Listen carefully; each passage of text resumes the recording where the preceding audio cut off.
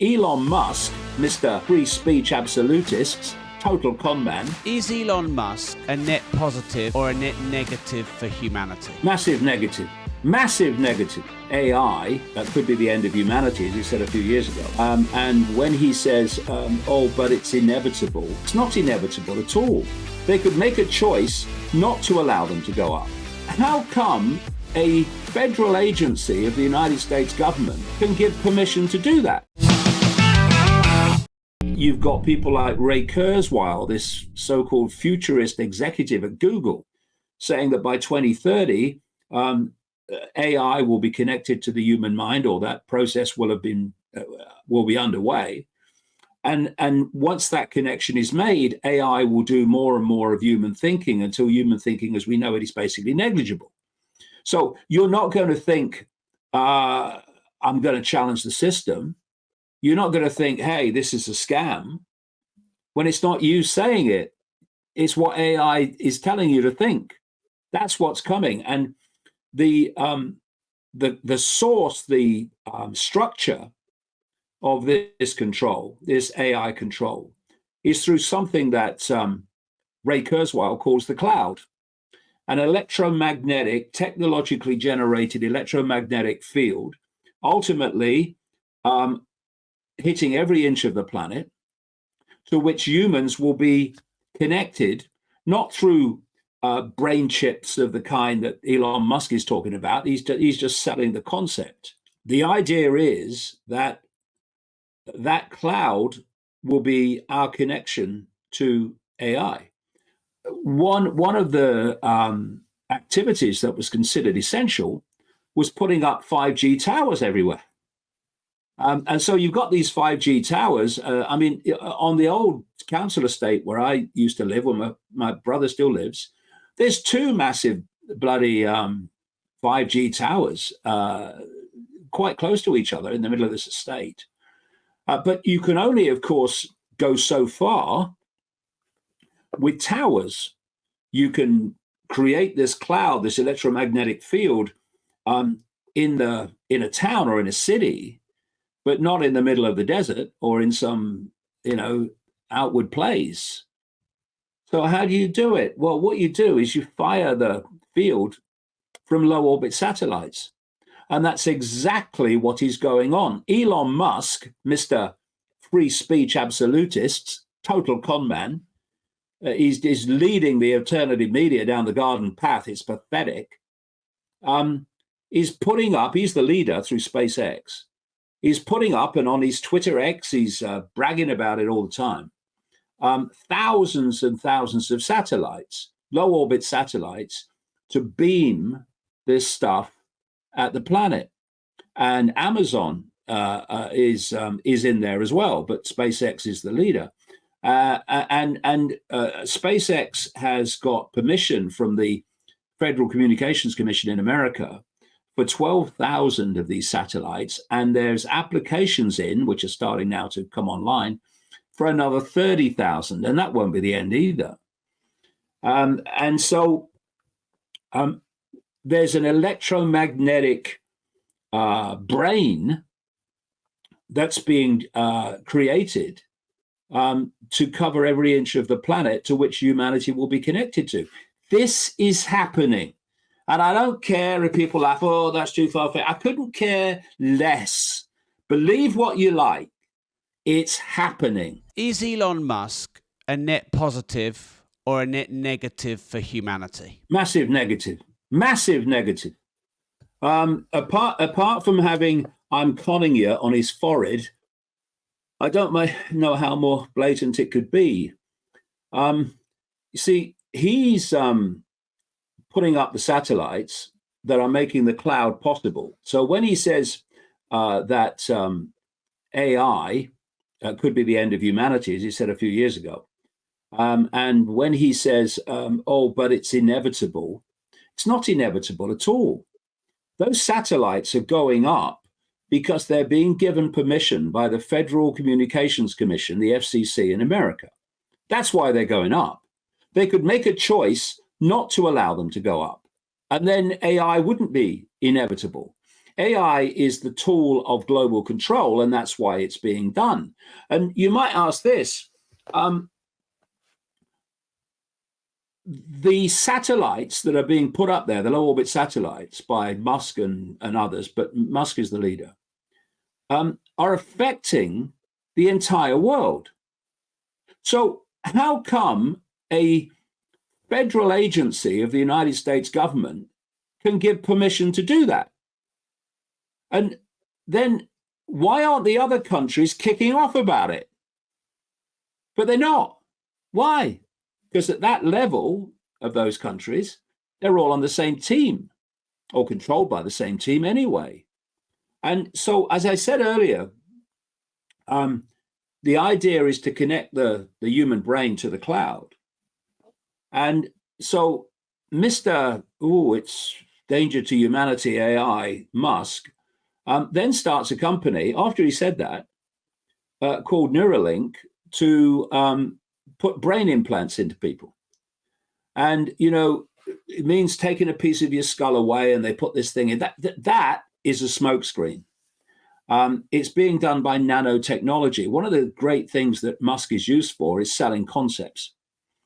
So he was actually asked in an interview I saw, are people going to want to have part of their skull taken away? He said, oh, no, you might not have to do that. No, you wouldn't have to do that because you can put it in there. You can put the brain chip in there through the veins and the arteries. And then you have the agenda of the autonomous vehicle. The idea is that you use the climate change hoax, complete nonsense, to get rid of petrol and diesel cars. And there's not the money, people that can't afford electric cars, but there's not the resources for the batteries, etc., to replace all the petrol and diesel vehicles with electrics. There's not.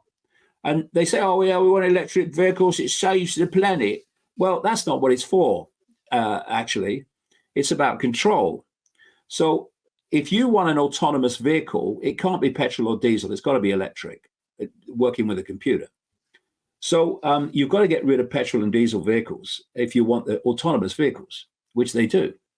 So you get in a petrol and diesel vehicle now, and you basically, unless it's a military establishment or something, you drive it where you like. With an autonomous vehicle, the computer is going to decide where you can go or not, and that because it will be programmed not to take you where the authorities don't want you to go. And it's all about control. So here's three major planks. There are others, but there's three major pillars of this agenda: the cloud, the brain chip, and autonomous cars.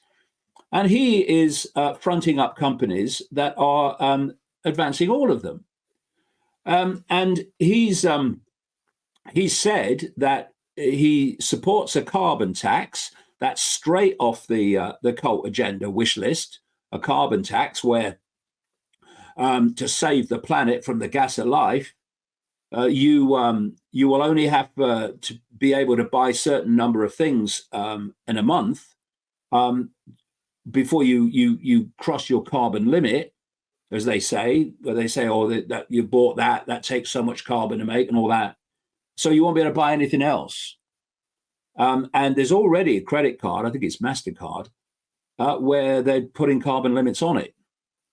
And then you have him calling for a carbon tax because of global warming, which he knows is nonsense. His insider knowledge, he'll know it's nonsense. And then he's saying, and with AI, it's it's going to take a lot of jobs, or what we need is a basic income. Exactly off the wish list of the cult. And he's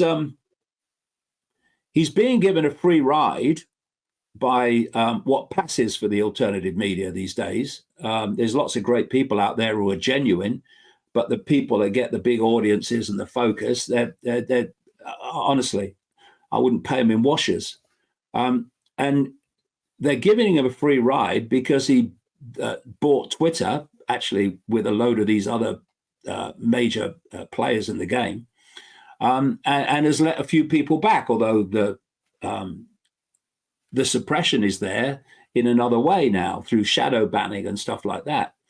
And as a result, the alternative media, what I call the MAM, the mainstream alternative media, has gone into cognitive dissonance.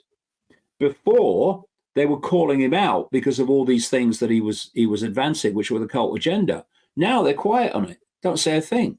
Because, oh no, he's a free speech absolutist, he is. He lets me right on Twitter.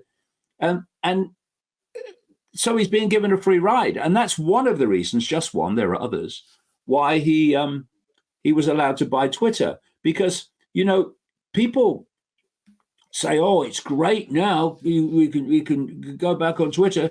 And before, they were controlling everything. It was stopping people. Yeah, they were. And when Musk took it over, he released what he called these Twitter files to show, oh, look, all the control that was going on before me.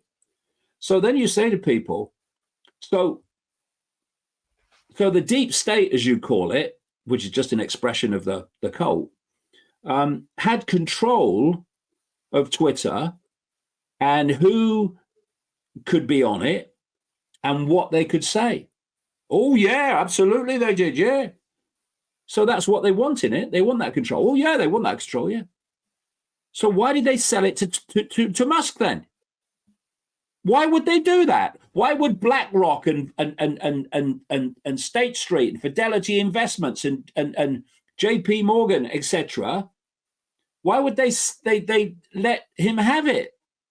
Because there's an ulterior motive.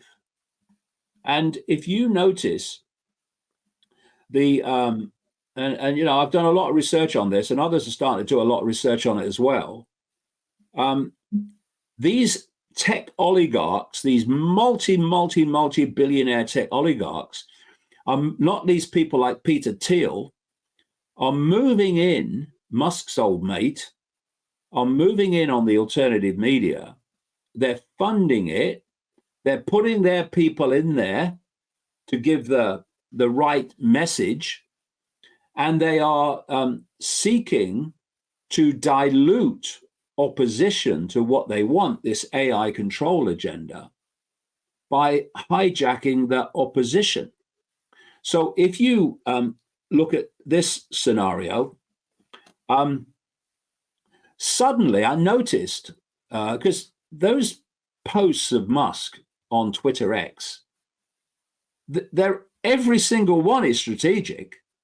It's not by accident. It's not just the odd comment. They are calculated.